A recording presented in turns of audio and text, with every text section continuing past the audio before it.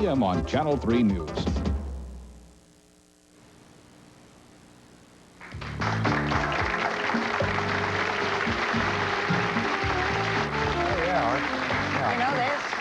All-terrain vehicles first appeared on the market in 1970.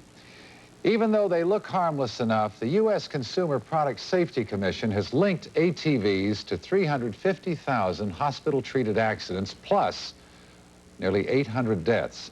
Patsy and Chad Raney of Texarkana, Texas, have reason to feel very strongly about getting ATVs off the market. They're here with Bill KITZES from the Consumer Safety Associates in Potomac, Maryland. We've also invited representatives from the ATV manufacturers to come, but they declined.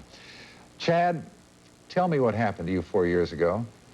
I was riding down a dirt road. I'd been riding my three-wheeler out in the field, and I turned to get onto a hard surface road, and when I did, I saw that I wasn't going to be able to make the turn, and so I immediately put on my back brakes and then started sliding. So I put on my front brakes, and when I did, it threw me out of the three-wheeler and down 10 feet into a ditch, and I broke my neck. How long before someone found you? Did you find him, Patsy?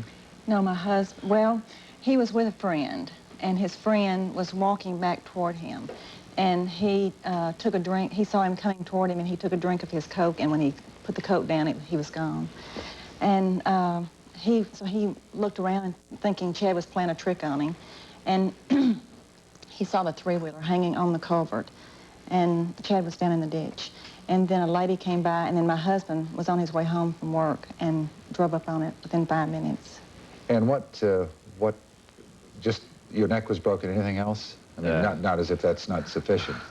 No, I was C4, incomplete. Which means? I broke my neck. My neck was broken at about that level, and I was not supposed to have any movement of my arms or legs or anything, but I'm moving my arms and legs some. Are you moving them more? Yes, I'm walking with a walker and braces in therapy. I'm certain you've surprised a lot of physicians. Yeah, they said I wasn't going to be able to walk again, but is there a chance that you might fully regain the use of your limbs? They really don't know. I'm working as hard as I can to regain the use of them. So lots of therapy and lots of exercise and so forth. Bill, I mentioned in the introduction that we've had, almost 350,000 emergency room treated situations as a result of the ATVs, 800 deaths. Half of those are kids under 16. What's going on with these units? Well, the manufacturers have been aware of these injuries since the early 1980s. And the Product Safety Commission has been involved in an attempt to work out a recall program with the manufacturers, but to date, nothing has happened. So they're still being sold, they're still on the market today. Well, let me ask you, it's just a sidestep here, but what's going on with the Product Safety Commission? It seems like there's a lot of, what would you call, internecine warfare going on there, and they really haven't been able to come to terms with some of the issues that they should be, and I know this is one of them that they're trying to grapple with. I mean, we're going to get some reasonable directives out of them?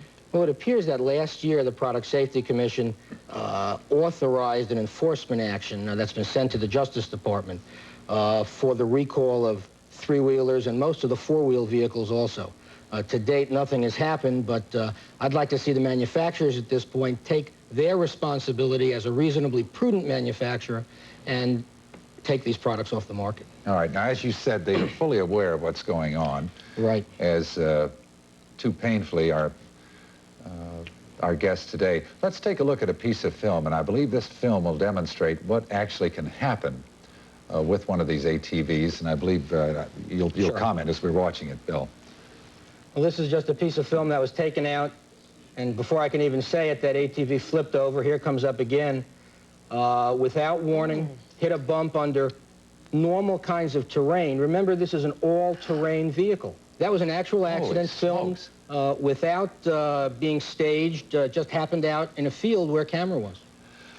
Now, the manufacturers keep saying over and over again that the vehicles are not being used in the manner in which they were intended. Now, is there any validity to that? Well, for the most part... I mean, that for example, did not look like it was being used. First of all, you didn't have a helmet on. and it looked like he was going far in excess of the speed that anybody would recommend on one of those vehicles. Well, these vehicles are capable of going speeds between 30, 40, 50, 60 miles an hour as designed by the manufacturer.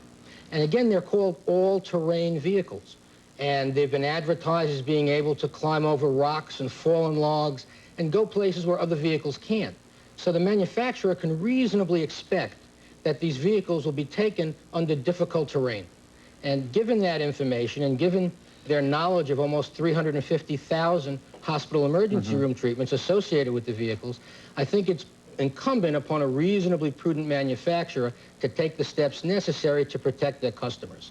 I'm certain there are cases where not wearing a helmet or where alcohol might be involved, but the vast majority of the deaths don't appear to be involved with that kind of behavior. Now, Patsy, were you and your husband aware of any danger that this ATV presented to members of your family, be they under 16, over 16, if it was ridden improperly? Well, we had had the three-wheeler for 6 weeks. My husband and the boys hunted in West Texas, and they got it to take hunting. Yes.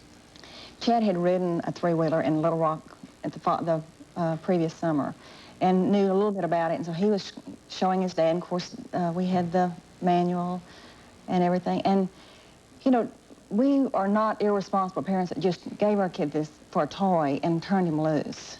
I was gone and my husband was gone, and Chad, you know, we had understood rules that you do not touch the three-wheeler while we're gone. We came home and Chad had gotten three-wheeler, but his reasoning was my friend's parents were home, so if we need help, you know, they would be there to look They would after. be there. And you know, he was like a mile from our house. We live out of the city limits. Yeah.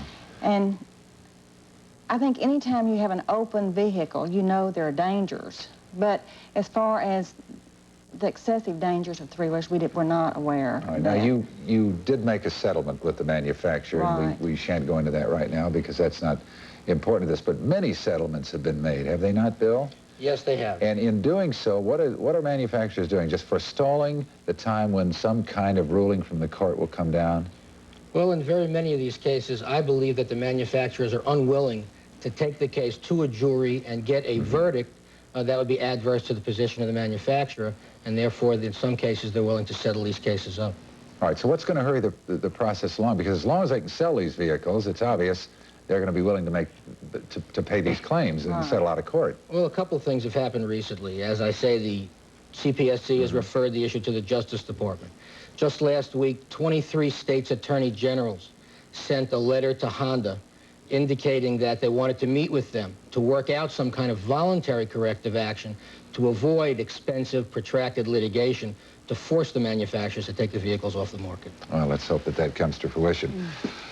Knowing what you know and having gone through what you have, Chad, what would you say? Because we certainly are not going to stop kids from riding these machines and young adults riding these machines. What could we offer them that could help them, Chad, until we do get some kind of product safety, real firm product safety involving ATVs? They are dangerous. I mean, you can tell by the statistics, but I really don't know what to tell everybody. Just be careful and stay off of them is the only thing I can say from what I've gone through. Chad is one of the more fortunate ones because we have friends in Dallas Rehabilitation that are in far worse shape than Chad's in. With head injuries and deaths. Right. There was a man in Texas County yesterday that was killed on one. And in the rural areas around Texas, Arkansas, Oklahoma, and I'm sure, you know, like I was telling Bill this morning, when you pass by the homes, you see satellites for television and three-wheelers. And three-wheelers, yeah. And four-wheelers don't seem to make any difference. They're heavier. They're heavier. Deaths are about the same proportionately. Well, it's tragic, and I so appreciate you being here, Chad. Patsy, thank you. Bill, nice to have you with us. Gary, thank you. We'll be back to tell you what food cravings really mean.